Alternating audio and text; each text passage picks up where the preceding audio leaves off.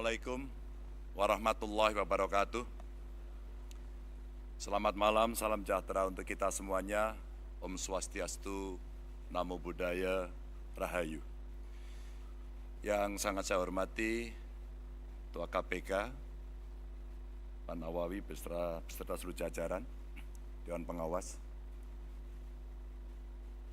para Capres, Cawapres, Pak Anies, Pak Muhaimin, Pak Prabowo, Pak Gibran. Tentu hadir di sini yang mewakili Pak Kapolri, Pak Jaksa Agung dari Bawaslu. Seluruh hadirin yang sangat saya hormati, sangat saya muliakan, partai-partai pengusung yang hari ini juga ikut hadir. Suatu ketika saya bertemu dengan anak buah, pangkatnya rendah.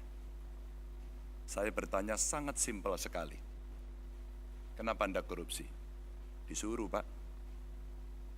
Kalau kamu disuruh, pimpinanmu minta, katakan 100. Berapa yang kamu cari? 200, Pak. Yang 100 buat siapa? Buat saya. Saya bagi kepada teman-teman. Lalu apa yang terjadi? Yang terjadi nanti akan ditiru oleh semuanya. Bapak Ibu, cerita pendek ini kemudian saya balik, saya dalami lagi. Bagaimana menurut Anda kita harus mencegah korupsi? Gampang, Pak. Ada teladan atau contoh dari pimpinan tidak? Pak, kalau tidak ada, jangan mimpi tinggi-tinggi, jangan ngomong muluk-muluk. Karena itulah sebenarnya praktek yang dihadapi dalam birokrasi. Bapak Ibu sekalian, kejadian itu kira-kira di tahun 2014. Dan di tahun 2013 KPK pernah datang dalam sebuah kontestasi pilkada di Jawa Tengah. Sebuah pertanyaan disampaikan pada calon-calon kira-kira seperti ini. Suasana lebih pada dialogis. Dan pada saat itulah semua punya komitmen tinggi. Maka sebenarnya kita tunggu adalah bagaimana praktek itu berjalan. Maka Bapak Ibu yang sangat saya hormati, saya senang hari ini saya bisa bersama Pak Mahfud. Saya punya beberapa slide yang bisa saya ceritakan. Pada saat saya bertemu dengan pengusaha, awalnya terjadi cerita atau rumors bahwa ya kalau Pak Ganjar dengan Pak Mahfud jangan-jangan ini dilibas semuanya ini. Lalu kami mengkonfirmasi kepada para pengusaha, benarkah kejadian itu? Benarkah perasaan itu yang Anda rasakan? Tidak, Pak. Kalau kami berusaha dan ada kepastian hukum, maka pada saat itulah sebenarnya kenyamanan kami akan terjaga. Kami hanya memberikan contoh saja, bahwa komitmen itu ditunjukkan dengan evidence base. Dengan sebuah bukti seperti apa yang tadi ditampilkan di depan. Yang berikutnya juga, bagaimana kemudian dari komitmen itu mesti kita wujudkan dalam gerak nyata. Kami sebut sebagai gaspol. Menggandakan anggaran, bagaimana caranya pertumbuhan ekonomi dihitung betul-betul, governance dilakukan, hukum ditegakkan. Pasti pendapatan akan mengalir dengan baik, karena potensi kita tinggi. Yang berikutnya adalah sikat KKN. Dan birokrasi dipoles dengan digitalisasi. Karena kalau regulasi sudah baik, sistem kelembagaannya sudah baik, maka aktor yang mesti kita pilih juga harus baik. Maka pada tingkat berikutnya Bapak Ibu, kami punya beberapa catatan yang bisa saya sampaikan kepada Bapak Ibu sekalian. Inilah beberapa cara mencegah menurut kami. Yang pertama digitalisasi sistem keuangan, dan dengan cara digitalisasi sebenarnya penghematan bisa dilakukan.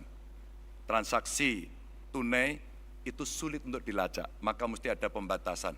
Kalau tidak salah yang 100 juta itu mesti jadi komitmen. E-budgeting, e-planning untuk transparansi dalam birokrasi menjadi sebuah kewajiban. Dan tentu saja transparansi anggaran, transaksi yang jelas asal-usulnya, serta anggaran yang benar-benar harus sampai pelaksana mesti dikontrol dari pemimpin tertinggi.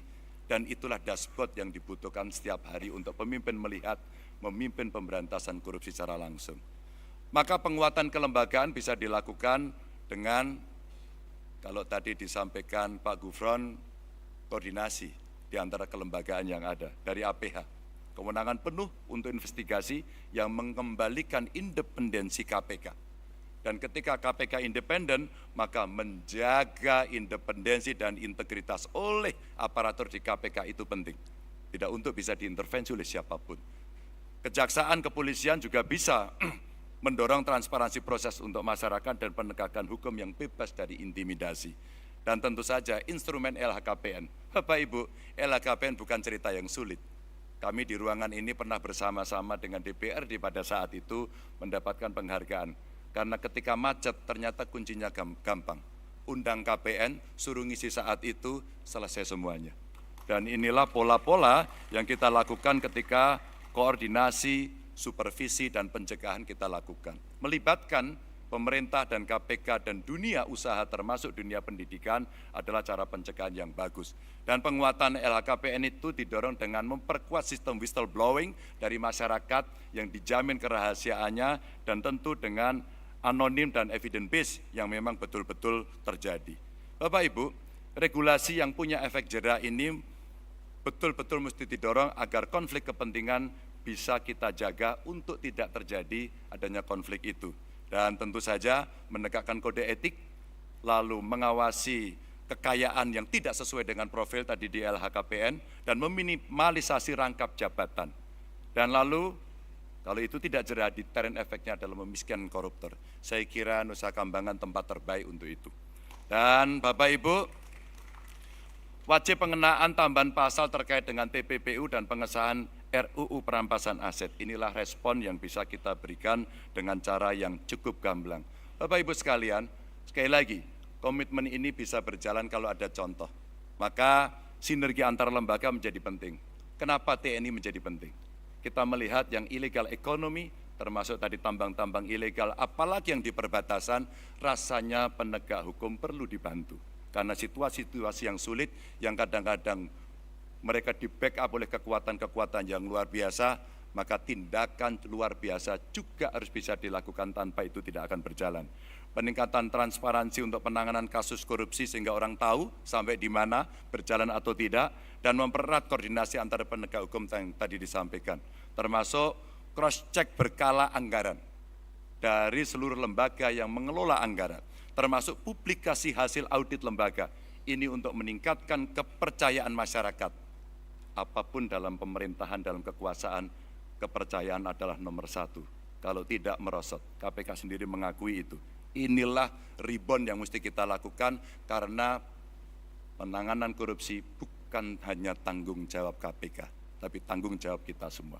Dan APH serta inspektorat inilah yang mesti meningkatkan surveillance kegiatan transaksi, sehingga PPATK juga menjadi kontributor yang penting, serta penekanan dan penalti anti korupsi untuk inspektorat.